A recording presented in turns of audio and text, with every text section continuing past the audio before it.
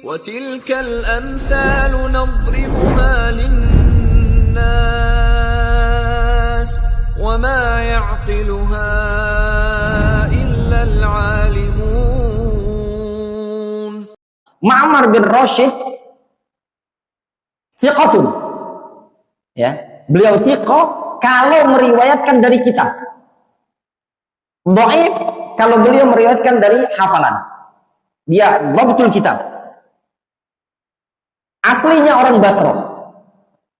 Beliau berangkat ke rihlah ke Yaman, belajar di Yaman, kemudian tinggallah di Yaman, menjadi seorang alim di negeri Yaman. Katanya orang-orang Yaman, Ma'mar tidak usah lagi disuruh pulang ke Basrah. Qayyidu, ikat dia. Maknanya apa? Zawiju, nikahkan dia dengan orang Yaman. Dinikahkanlah si Ma'mar dengan Yemeniah. Ya, nikah dia dapat cewek Yaman. Dia menyampaikan tahdits di negeri Yaman. Itu Ma'mar ibn Rashid. Kalau Ma'mar bin Rashid meriwayatkan mentahdits di luar Yaman, dhaif. Kenapa? Karena kitabnya ada di Yaman.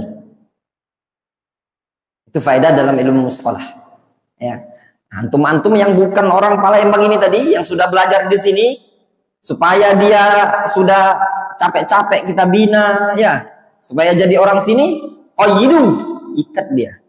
Jadi masnya nikah kan, cari kan pasangan di sini, ya enggak?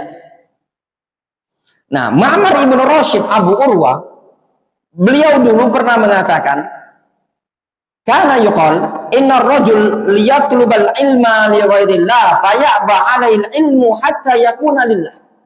Dulu seseorang apabila mencari ilmu karena selain Allah Subhanahu wa taala, maka ilmu tersebut enggan untuk dirinya sampai betul-betul ilmu tadi lillahi Subhanahu wa taala.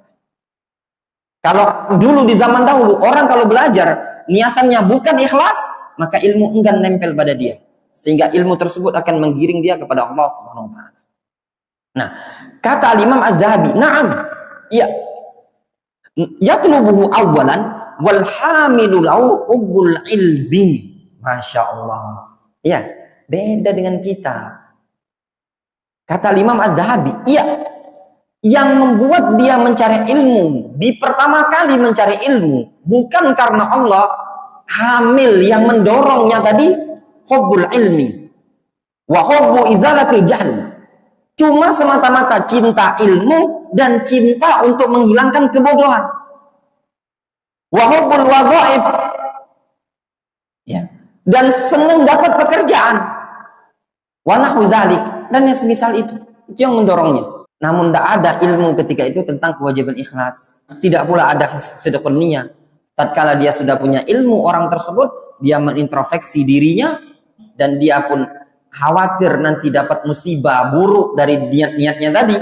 Lalu datanglah niat-niat yang bagus setelah itu. Dan kata Imam Az-Zahabi, sehingga dia pun terkadang taubat dari niat yang buruk tersebut. Dia menyesal.